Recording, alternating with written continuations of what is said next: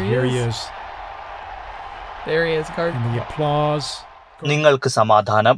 പ്രിയ സഹോദരീ സഹോദരന്മാരെ, ഇതായിരുന്നു ദൈവത്തിൻ്റെ അജഗണത്തിനായി സ്വന്തം ജീവൻ നൽകിയ നല്ല ഇടയനായ ഉയർത്തെഴുന്നേറ്റ ക്രിസ്തുവിൻ്റെ ആദ്യ അഭിവാദ്യം.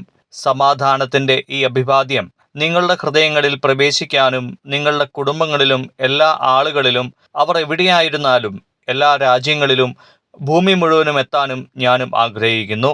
നിങ്ങൾക്ക് സമാധാനമുണ്ടാകട്ടെ. ഇതാണ് ഉയർത്തെഴുന്നേറ്റ ക്രിസ്തുവിൻ്റെ സമാധാനം. നിരായുധമായ, നിരായുധീകരിക്കുന്ന, താഴ്മയും സ്ഥിരോത്സാഹവുമുള്ള സമാധാനം. അത് വരുന്നത് നമ്മയെല്ലാം നിരുപാധികമായി സ്നേഹിക്കുന്ന ദൈവത്തിൽ നിന്നാണ്. ഈസ്റ്റർ പ്രഭാതത്തിൽ റോമായ്ക്കും ലോകത്തിനും ആശീർവാദം നൽകിയ ഫ്രാൻസിസ് പാപ്പയുടെ ദുർബലവും എന്നാൽ സുധീരവുമായ ആ ശബ്ദം ഇപ്പോഴും നമ്മുടെ ചെവികളിൽ മുഴങ്ങുന്നുണ്ട്. അതേ അനുഗ്രഹം തുടരാൻ എന്നെയും അനുവദിക്കുക. ദൈവം നമ്മയെല്ലാവരെയും സ്നേഹിക്കുന്നു. തിന്മ പ്രബലപ്പെടില്ല. നമ്മളെല്ലാവരും ദൈവത്തിൻ്റെ കൈകളിലാണ്. അതിനാൽ ഭയമില്ലാതെ ദൈവവുമായും പരസ്പരവും കൈകോർത്ത് നമുക്ക് മുന്നോട്ട് പോകാം. നമ്മളെല്ലാം ക്രിസ്തുവിൻ്റെ ശിഷ്യന്മാരാണ്. ക്രിസ്തു നമുക്ക് മുമ്പേ ഉണ്ട്. ദൈവത്തിനും അവിടുത്തെ സ്നേഹത്തിനും എത്തിച്ചേരാനുള്ള ഒരു പാലമായി ക്രിസ്തുവിനെ മനുഷ്യരാശിക്ക് ആവശ്യമുണ്ട്.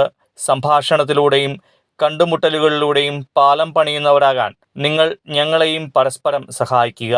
അങ്ങനെ എല്ലായ്പ്പോഴും സമാധാനത്തോടെ ഒരു ജനമായി നമുക്ക് ഒരുമയോടെ മുൻപോട്ട് നീങ്ങാം. ഫ്രാൻസിസ് മാർപ്പാപ്പയ്ക്ക് നന്ദി.